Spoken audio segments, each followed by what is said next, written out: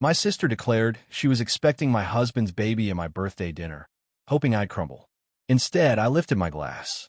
I unveiled the fertility test results he took last month, and in that moment, everyone realized, have you ever been blindsided by a betrayal so deep it makes you question everything you thought was real? What if I told you my own sister on my 30th birthday announced she was pregnant with my husband's baby? They thought they'd break me. They were dead wrong. That night, in the fancy private dining room of LeBlanc, surrounded by people I once thought were my closest friends and family. My name is Andrea, and this was supposed to be my night. My 30th birthday. The crystal glasses clinked, champagne sparkled, and my husband, René, stood beside me, his hand possessively on my shoulder. To my beautiful wife, he said, his voice laced with that charm that used to melt me. Happy birthday, darling. But then my sister Rose shifted, her perfectly manicured fingers fidgeting with her water glass. She hadn't touched her champagne, and if I hadn't already known what was coming, that would have been my first clue. Rose interrupted, just as everyone was about to raise their glasses. Actually, I have an announcement to make. My mother, Linda, beamed, a sickeningly proud smile on her face. Of course, she knew. She always knew everything about Rose first. I'm pregnant. Rose's voice rang out, clear and triumphant. The silence that followed lasted exactly 2 seconds before she dropped the bomb. And René's the father. I felt René's hand tighten on my shoulder, not in guilt, but in anticipation. They all expected hysteria, tears, a full-blown scene. The restaurant staff even hovered nervously. But a cold, steady calm settled over me. I took a slow sip of my champagne. That's interesting, I said, my voice barely a whisper, yet it cut through the shocked silence. Very interesting indeed. Andrea, my mother began, her tone already taking on that familiar, scolding edge. Don't make a scene. I smiled, reaching for my purse. Oh, I wouldn't dream of it, Mother. In fact, I have my own announcement to make. I pulled out a cream-colored envelope. You see, I've been wondering why René and I couldn't conceive for the past 3 years. Rose's triumphant smile faltered, just a fraction. René's hand dropped from my shoulder. Andrea, this isn't the time, he hissed, a warning in his voice. Actually, I said, unfolding the medical report with excruciating precision, it's the perfect time. Because according to Dr. Matthews at the fertility clinic, my dear husband has what they call azoospermia, 0 sperm count. I looked directly at Rose. In layman's terms, he's completely infertile. The sound of Mary's fork clattering against her plate echoed through the stunned room. Rose's face drained of color so quickly, I thought she might actually faint. That's impossible, she stammered. The test must be wrong. That's what I thought, too, I said, pulling out a second envelope. So, I had him tested again. Different clinic, different doctor, same result. I smiled at René, who was now utterly rigid beside me. Would you like to see the dates, darling? Both tests were from last month. You had me tested without my knowledge? René's voice shook with anger. Oh, like you've been so honest with me. I turned to face him fully. 3 years of trying. 3 years of you telling me maybe I was the problem. 3 years of watching you comfort my sister through her visits while I cried myself to sleep. My mother stood up abruptly. This is absolutely inappropriate. No, Mother, I retorted, my voice rising. What's inappropriate is your precious Rose sleeping with my husband, and then try pass off someone else's baby as his. I stood up, gathering my purse. So, here's what's going to happen. I'm going to walk out of here with my dignity intact. And you too, I looked between Rose and René, can figure out how to explain to everyone why you lied. That test. René grabbed my arm as I turned to leave. It was wrong, wasn't it? I leaned in close enough to smell his cologne. The same cologne I'd smelled on Rose's jacket last month. Oh no, darling, I double-checked. It was absolutely, definitively right. And I have so much more proof where that came from. I pulled my arm free. As I walked toward the door, Rose's voice cracked behind me. Andrea, wait. I can explain. I paused at the doorway, turning back one last time. Save your explanation for your baby's real father, Rose. I'm sure he'd love to hear it. The last thing I saw as I left was Mary pulling out her phone. No doubt already dialing everyone in her considerable social network. By morning, everyone would know. And that was exactly what I wanted. Because revenge isn't just about exposing lies. It's about watching them scramble to piece together a truth they can't possibly explain. And trust me, I was just getting started. Let me take you back 6 weeks earlier. I was in my home office when the first real evidence landed in my lap. Not the subtle signs I'd been ignoring, the lingering hugs, the inside jokes, the way Rose's visits always coincided with Renee's work-from-home days. No, this was an actual email, accidentally left open on our shared iPad. "We need to be more careful," Rose had written. "A is getting suspicious."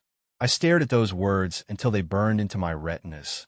A, not Andrea, not sister, just like I was some obstacle to be managed. The next morning, I called Angela, my best friend. "I need you to meet me for coffee," I said. "And I need you to not ask questions until we're face to face." 20 minutes later, we sat in a corner booth at Cafe Luna, tucked away from prying ears. "Show me again," Angela said, squinting at the email on my phone. "This could mean anything, right?" "Look at the timestamp," I replied. 11:47 p.m. "Why is my sister emailing my husband at midnight?" Angela's face hardened. "What are you going to do?" "First," I said, stirring my untouched coffee, "I'm going to visit Dr. Matthews. Remember how Renee insisted on handling all the fertility appointments? How he always came back with vague explanations about keeping trying? You think he was lying about the results?" she asked. "I think I'm done letting other people tell me what's true." Dr. Matthews' office was exactly as I remembered, sterile, professional, with that faint smell of antiseptic. The receptionist recognized me immediately. "Mrs. Jensen, we haven't seen you in months." "I need copies of all our test results," I said. "Everything you have on file for both me and my husband." She hesitated. "Usually, Mr. Jensen handles all the paperwork." "I'm aware," I countered, channeling Rose's sweet manipulation tactics. "But as his wife and patient, I have a legal right to access our medical records. Unless there's some reason I shouldn't see them." 15 minutes later, I sat in my car, hands shaking as I read through the files. My results were normal, had always been normal. But Renee's? There were no results. No tests. Nothing. He never took them. I told Angela later that day. 3 years of trying, and he never once got tested. "That bastard," Angela whispered. "But why?" "Control," I said simply. As long as we were trying, he had an excuse for everything. My depression? Just hormone treatments. My suspicions? Baby stress. My isolation? Doctor's orders to avoid stress. I pulled out my planner, the one Renee always teased me about keeping instead of using my phone. So I made an appointment. Told him it was a romantic dinner. Had him drink champagne laced with sleeping pills. Angela's eyes widened. "Andrea, don't worry," I assured her. "Perfectly safe dose. Just enough to make him sleep deeply while the clinic ran their tests." That's when I got the first results. And the second test? Same method, different clinic. I needed to be sure. I closed my planner. But that's not even the interesting part. Last week, I saw Rose at the same fertility clinic. She was leaving just as I arrived for the second test results. Angela leaned forward. "You think she's actually pregnant?" "Oh, I know she is," I said. "She's been avoiding wine at family dinners, making excuses about antibiotics." I pulled out my phone, showing Angela a series of photos. She's also been meeting someone. And it's not Renee. The photos showed Rose outside a cafe, then getting into a car. The driver's face was clear in one shot. A handsome man with dark hair. "His name is Ricky," I said. "Her ex from college. I found him on social media. They've been liking each other's posts for months." "So, the baby might not be Renee's at all?" Angela asked, disbelief in her voice. "She's probably using their affair to trap him. Make him leave me." I laughed, but there was no humor in it. The irony is, she doesn't know he can't father children. He's been lying to her, too. Angela reached across the table, squeezing my hand. "What's your plan?" I pulled out an invitation, cream-colored, elegant. "My birthday dinner. I'm going to let them make their grand announcement. Let them think they've won." My voice was steady cold. "And then I'm going to destroy everything they thought they knew." "Andrea," Angela said softly, "this isn't just revenge. This is nuclear." I met her eyes. They didn't just betray me, Angela. They made me doubt my sanity, my worth, my ability to be a mother. I tucked the invitation back into my bag. I don't just want revenge. I want implications, destruction, accountability. And after? Angela asked. After? I smiled, thinking of the apartment I'd already leased, the lawyer I'd contacted, the evidence I'd gathered. After, I'm going to build a life so good, they'll choke on the ashes of what they lost. The restaurant erupted into chaos after I left. Through the glass doors, I heard Rose's shrill voice. She's lying. She has to be lying. I made it halfway to my car before Mary caught up with me, her heels clicking rapidly on the pavement. Andrea, wait. She grabbed my elbow, her voice low. I always thought something was off about Rose, the way she'd hang around Renee's office parties, always touching his arm, laughing too loud at his jokes. You knew? I asked, a fresh wave of hurt washing over me. I suspected, but I didn't want to see it. Mary glanced back at the restaurant. What are you going to do now? Now, I said, pulling away. I'm going home to pack a bag. When I pulled into our driveway, Renee's car was already there. I found him pacing in the kitchen, phone in hand. Where have you been? I called you 6 times. I walked past him to the bedroom, pulling out the suitcase I'd hidden in the back of my closet weeks ago. Andrea, stop. We need to talk about this. He followed me, hovering in the doorway. That test, there must be some mistake. We can get another opinion. 3 years, I said, not looking at him as I packed. 3 years of watching me blame myself, take medications, go to therapy, all while you were sleeping with my sister. It wasn't like that then, he insisted. What was it like? I finally turned to face him. Explain it to me, Renee. Explain how you could watch me cry every month when my period came, knowing you couldn't get me pregnant, even if you wanted to. His phone buzzed. Rose's face flashed on the screen. You should answer that, I said, zipping up my suitcase. Sounds like your girlfriend needs you. Where are you going? He demanded. Away from you. My phone vibrated as I drove away. Rose had sent a series of frantic messages. We need to stick to our story. She's bluffing. Answer me. You're ruining everything. I turned off my phone and drove straight to Angela's house. She was waiting on her porch with a bottle of wine and 2 glasses. Mary called, she said as I sat down.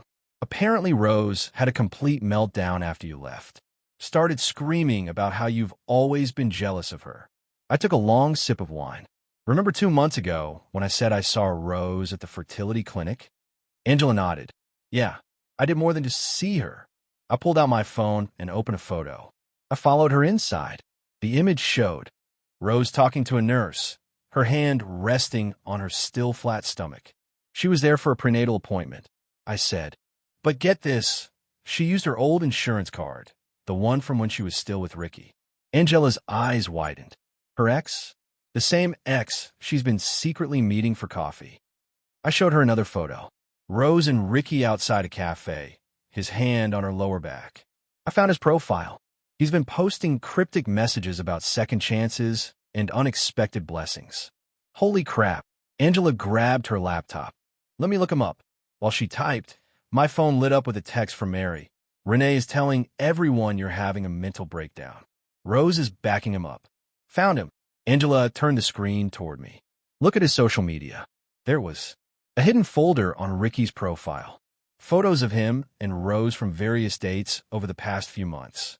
Carefully untagged, but not deleted. The timestamps, Angela pointed out.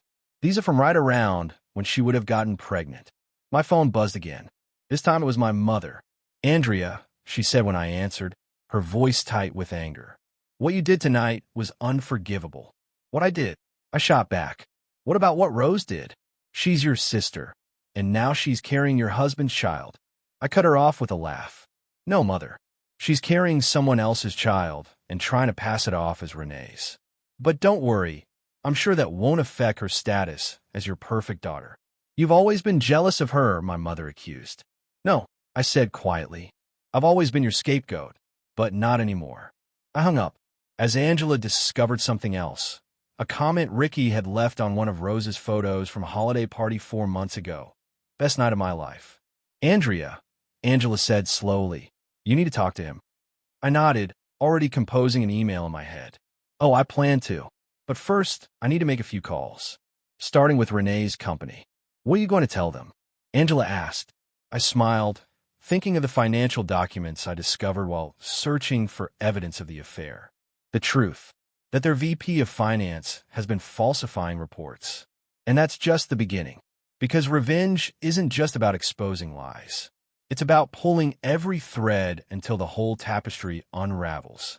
I met Ricky at a quiet coffee shop downtown, far from my usual haunts.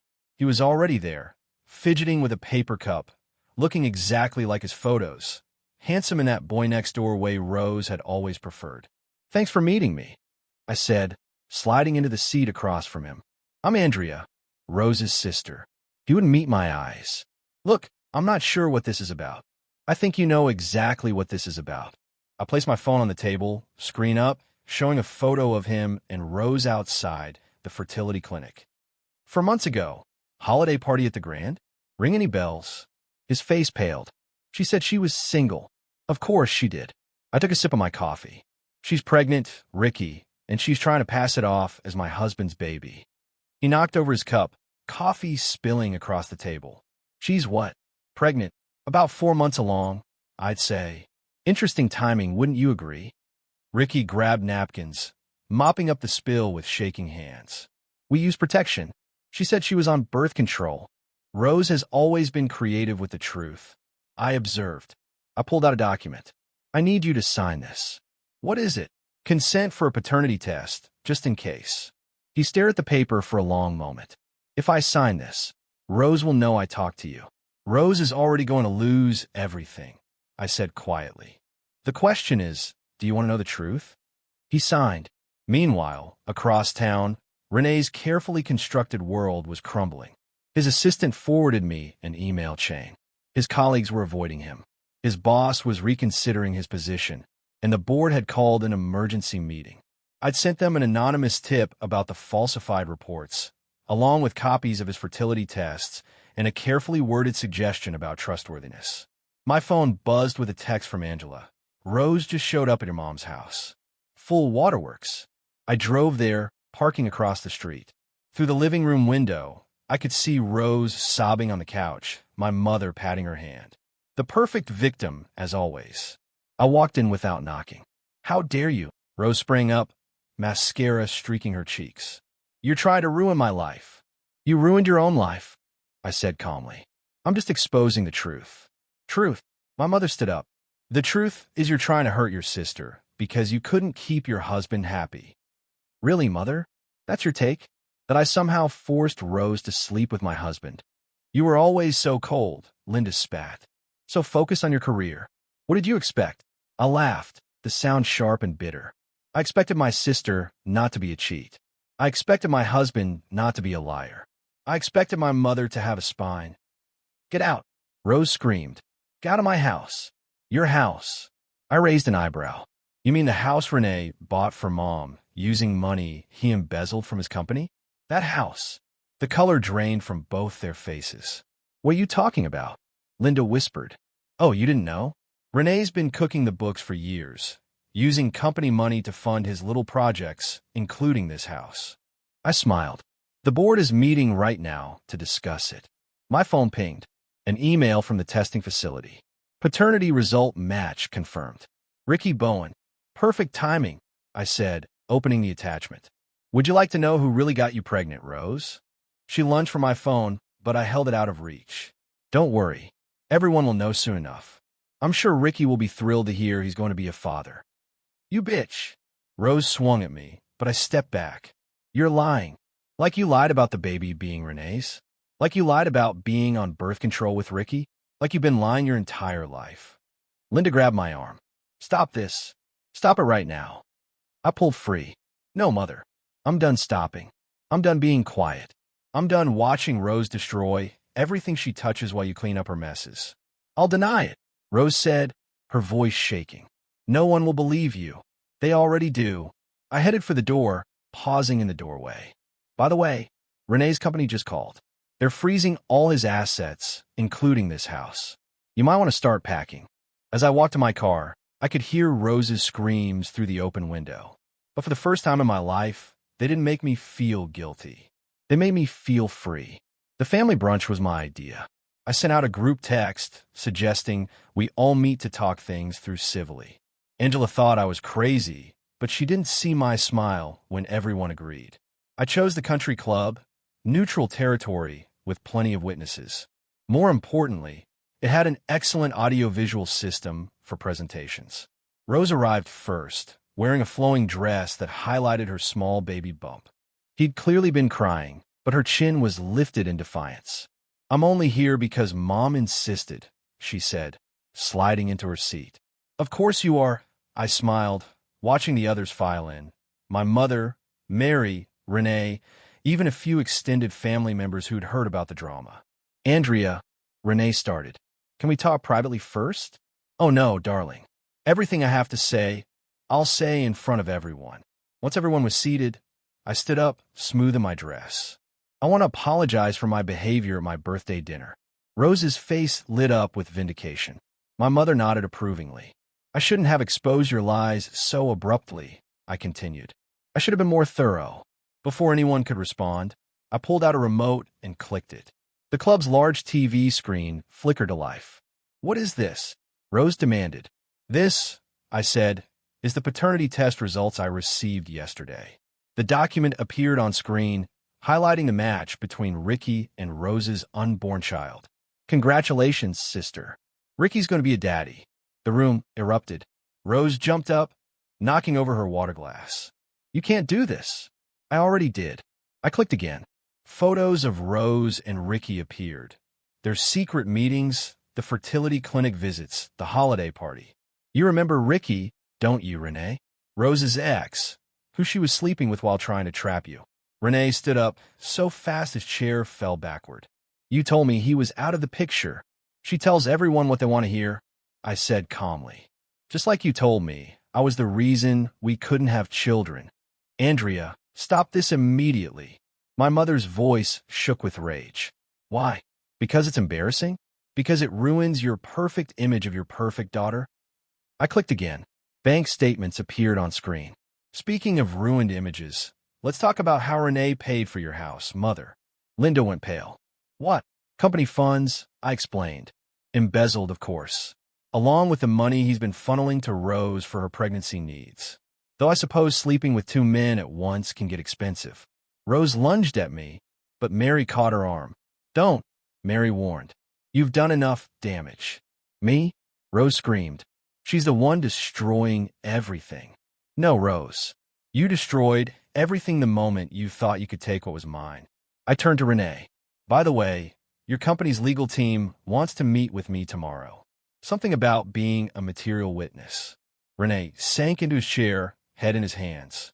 His carefully constructed world was crashing down around him. "You've lost your mind," my mother said, but her voice wavered. "Actually, I finally found it." I clicked one last time. A video began playing. Rose and Renee in his office, planning how to tell me about the pregnancy, planning how to break me. "How did you get that?" Renee demanded. "You really should change your email password, darling, and check your office for recording devices." I gathered my purse. "Oh, and Rose? Ricky's lawyer will be contacting you. Something about fraud and emotional damages." "I'll deny everything," she hissed. "With what proof?" "The paternity test is legally binding. The financial records are clear. The video speaks for itself." I smiled. "But please, try to deny it. I'm sure the media would love to hear your side." "The media?" Rose's voice cracked. Did I forget to mention Mary's been live streaming this whole conversation to her social media?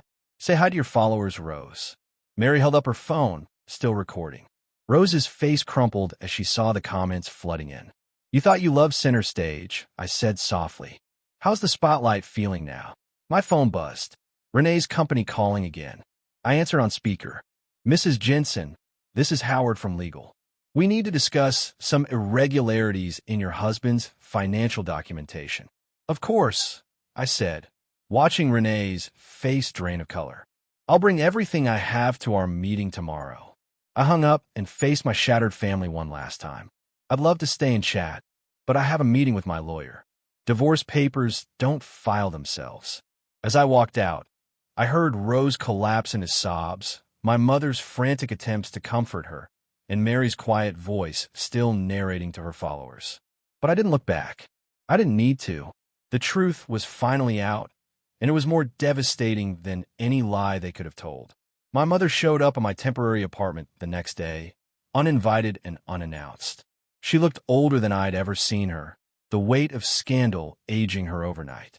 "We need to talk about what you've done," she said, pushing past me into the living room. "What I've done?" I closed the door quietly. "Not what Rose did. Not what Renee did. I always feared you'd inherit your father's coldness." She sat down, smoothing her skirt with trembling hands. "This calculated revenge? It's exactly what he would have done. Don't you dare compare me to him," I said, remaining standing. "He abandoned us. I'm protecting myself. By destroying your sister's life, your husband's career, they destroyed themselves. I just exposed the truth." My phone buzzed. Angela texting that she'd found something else.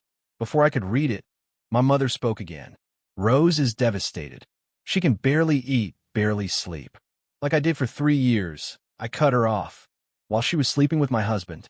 While you were helping her hide it." Linda's face went white. Mary told me everything. The girls' lunches where you helped Rose plan how to tell me. The money you helped her hide." I pulled out my phone, showing her the transfer records. "Did you think I wouldn't find out?" "I was trying to protect the family." "No," I countered, sitting across from her. "You were protecting Rose, like always. Tell me something, Mother. When did you stop loving me? Don't be dramatic. Was it when Dad left? When I refused to play the perfect daughter role? Or was it when I started succeeding without your help?" The silence stretched between us until Angela burst through the door, waving papers. "Andrea, you need to see this." She stopped short at the sight of my mother. "Oh, sorry, I didn't know." "It's fine," I said. "What did you find?" Angela glanced at Linda before continuing. "Renee took out a loan in your name. $50,000 transferred to Rose's account 3 months ago." My mother's sharp intake of breath confirmed what I'd suspected.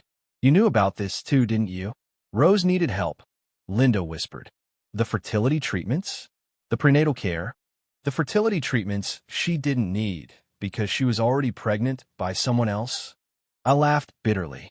"Or the prenatal care she charged to Ricky's insurance?" Angela handed me the loan documents. "There's more. The bank is investigating fraud. They froze all joint accounts." "Good." I turned to my mother. "You should probably warn Rose. Her credit cards might stop working soon." Linda stood up, swaying slightly. "You're going to regret this vindictiveness." "No, Mother. I regret the years I spent trying to please you. I regret believing Rose could change. I regret trusting Renee. But this," I opened the door. "This I'll never regret." After she left, Angela poured us both a glass of wine. "You okay?" I stared at the loan documents, feeling the weight of years of deception.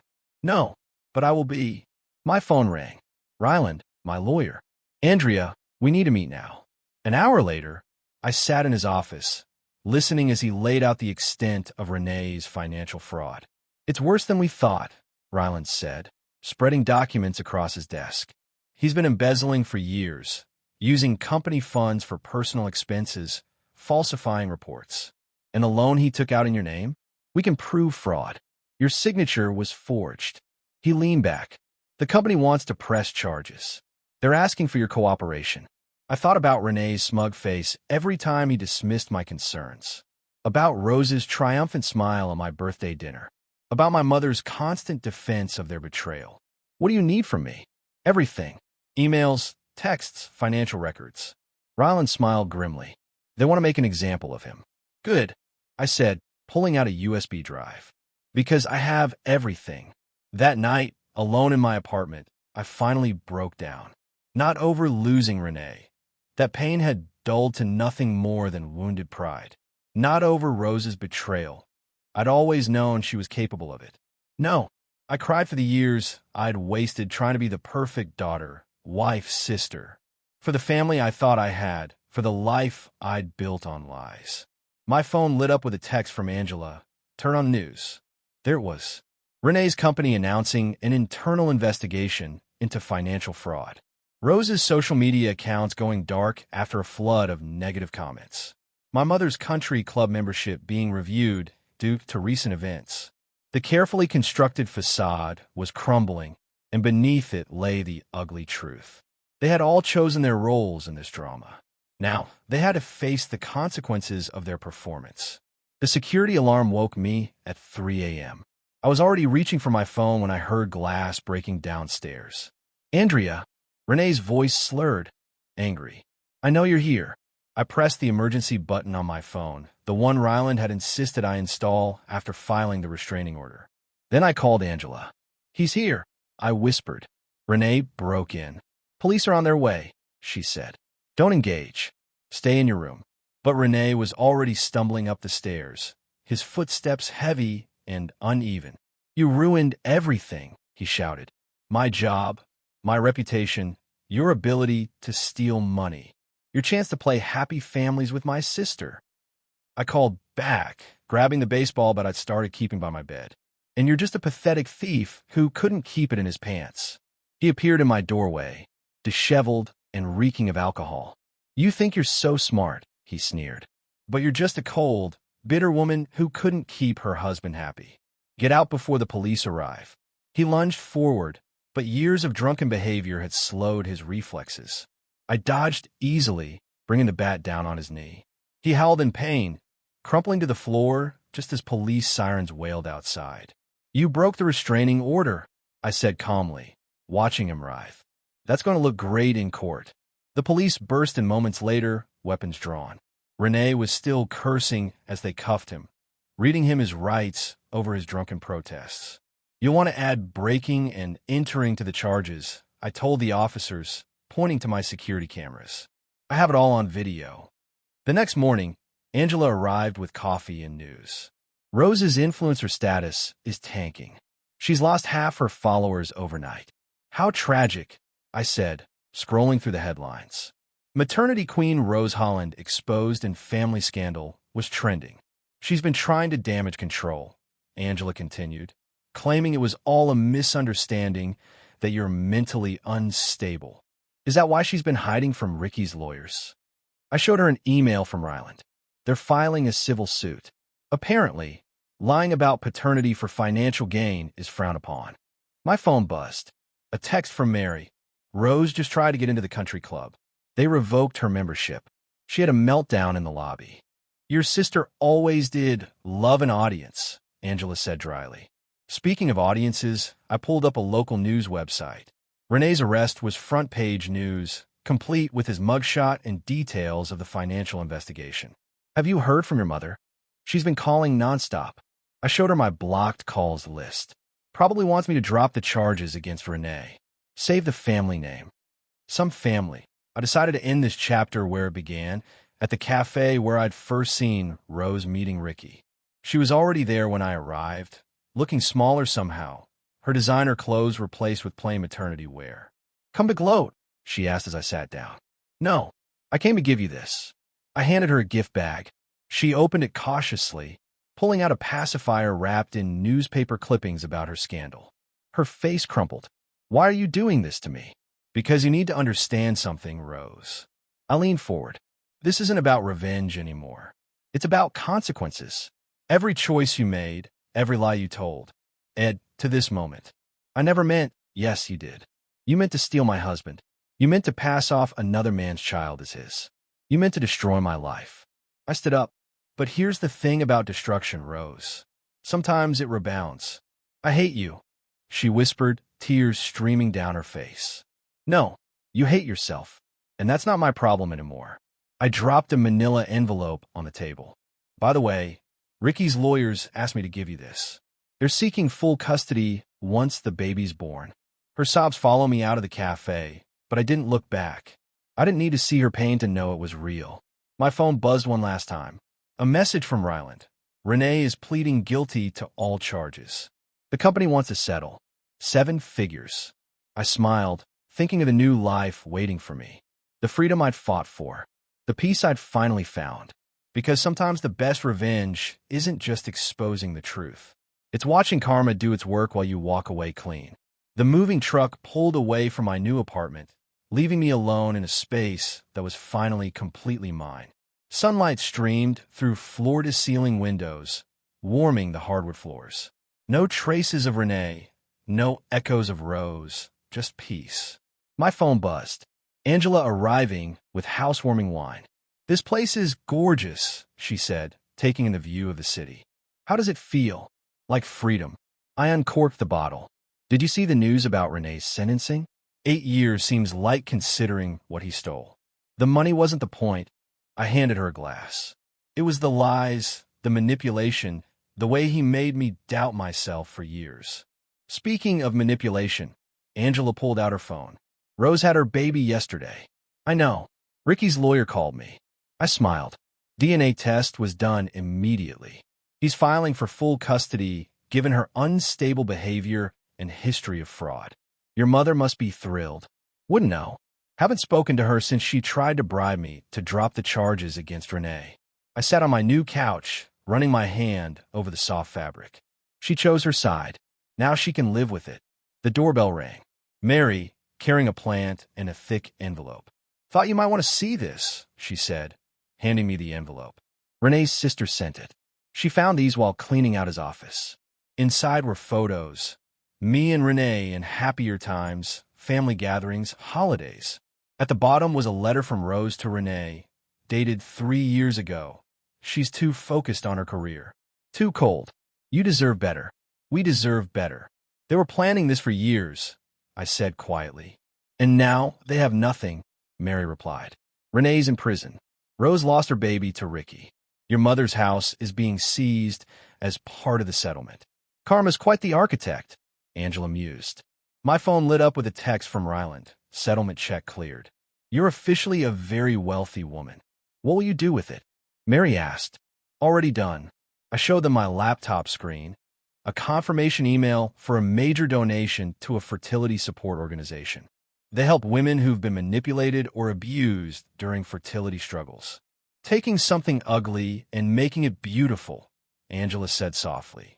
"That's the thing about revenge," I replied. "It's not about destroying others. It's about rebuilding yourself." The doorbell rang again. This time, it was a delivery, a large package from the fertility clinic where I'd first discovered Renee's lies. Inside was a letter. "Dear Miss Jensen, we were moved by your story and your donation. We'd like to offer you our services free of charge whenever you're ready to start your own family on your own terms." "Are you going to?" Angela asked. "Maybe," I said, "but not because I need a baby to be complete. Not because society expects it. Only if and when I choose."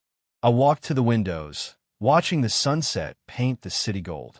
Behind me, Angela and Mary chatted about dinner plans. Their voices warm and genuine. Real friendship, not the fake support my family had offered. My phone buzzed one last time. Rose calling from an unknown number. I declined the call and blocked it. "You know what I learned from all this?" I said, turning back to my friends. They expected me to collapse, to break down, to need their version of love so badly I'd forgive anything. "But you didn't," Angela said. "No. Instead, I built myself a balcony to watch them fall." I raised my glass. "To karma." "To karma," they echoed. Later that night, alone in my new home, I found one last photo at the bottom of the envelope. Me as a child, smiling fearlessly at the camera, before Rose's manipulation, before Renee's lies, before my mother's conditional love. I pinned it to my mirror, a reminder not of what I'd lost, but of what I'd found. My strength, my worth, my voice. Because sometimes the best revenge isn't just watching your enemies fall. It's rising so far above them that they become nothing more than a cautionary tale. In your success story, I took one last look at the city lights before closing my curtains. Tomorrow would bring new challenges, new opportunities, new chapters. But tonight, in this space I'd carved out of their destruction, I was finally completely at peace. Not because they'd lost everything, but because I'd found myself. What about you? Have you ever had a moment where you realized the people closest to you weren't who you thought they were? How did you deal with it? Share your story in the comments below. I'm really curious to hear your thoughts.